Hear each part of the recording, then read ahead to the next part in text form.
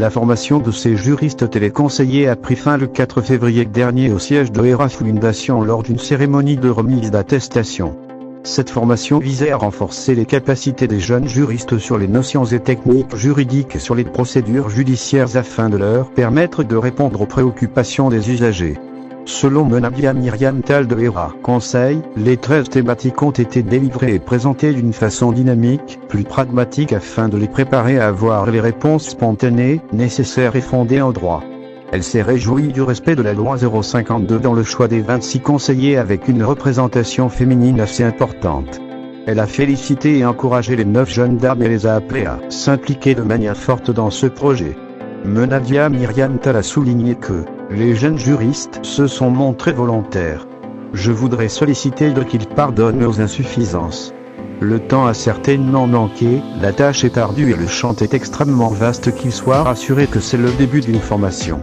Ce projet va contribuer à l'accès à la justice ainsi qu'à la bonne distribution de l'information judiciaire. Ne minimisez pas cette activité, ni la charge qui vient à présent peser sur vos épaules.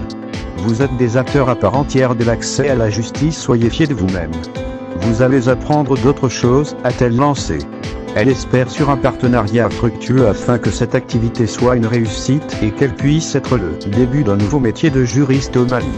Le porte-parole des juristes téléconseillers, Aliou Zakaria, a remercié au nom de ses camarades, les organisateurs de cette activité. Selon lui, le Mali est confronté à un défi majeur en ce qui concerne l'accès à la justice.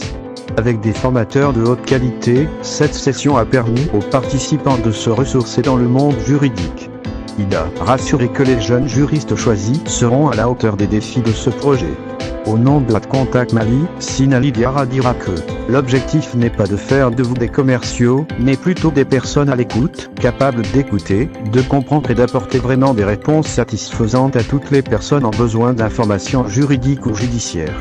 Ensemble, nous allons fournir tous les efforts nécessaires pour pouvoir atteindre les objectifs et tenir la promesse de la confiance qui a été placée en nous par le projet.